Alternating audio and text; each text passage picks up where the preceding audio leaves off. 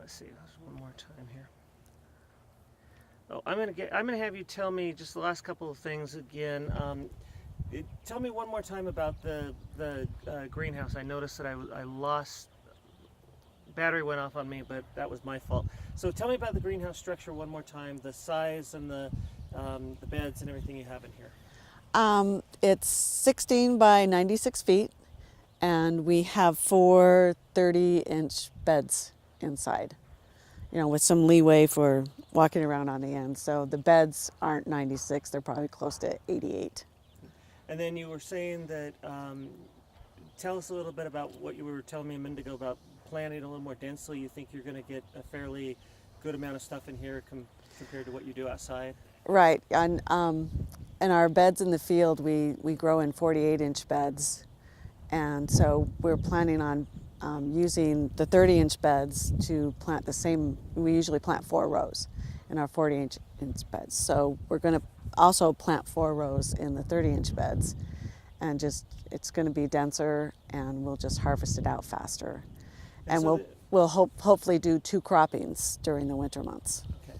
And so then during the late fall and the winter months, what do you plan like this first year to grow in here? What do you think is going to make it be okay in here? Well, first off, we're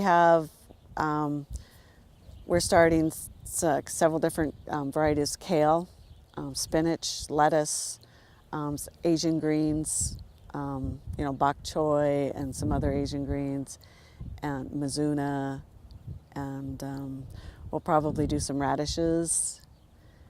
And what else have we got on the list? I can't remember.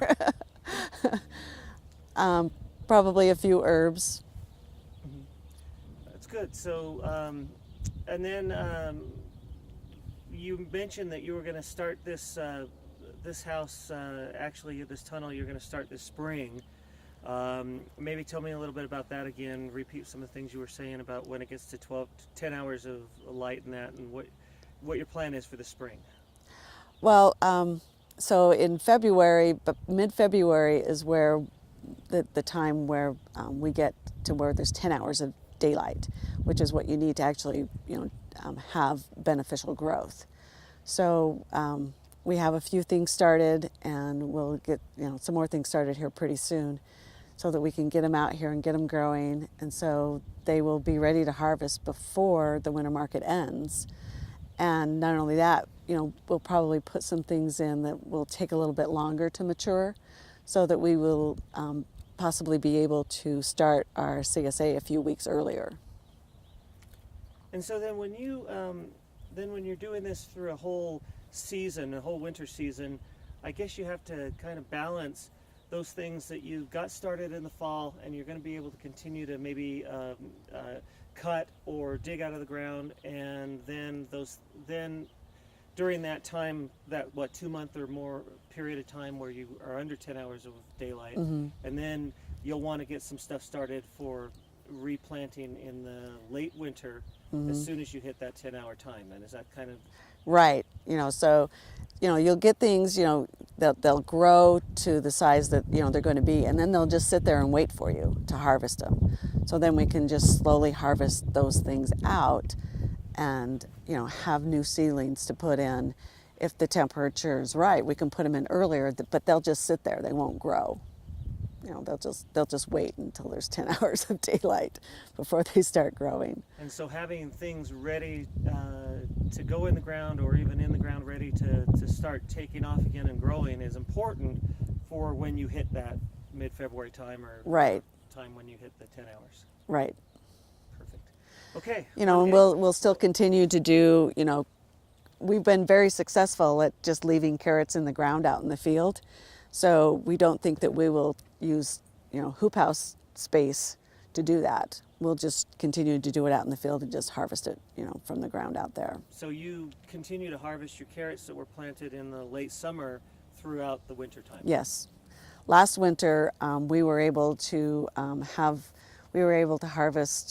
carrots all the way through May. Wow, that's pretty impressive. Is there anything else you'd want to tell any other growers that were considering whether you know, do I want to go into winter growing or extend my seasons, or do I just want to, you know, be a seasonal farmer? Any encouraging thoughts about why you might want to extend your seasons or grow all winter long? Well, let's see. I still have mixed feelings about it myself. Um, you know, we work, 12 hours a day, 7 days a week for like 7 months. And so then working throughout the winter, I wanted to, but then I didn't.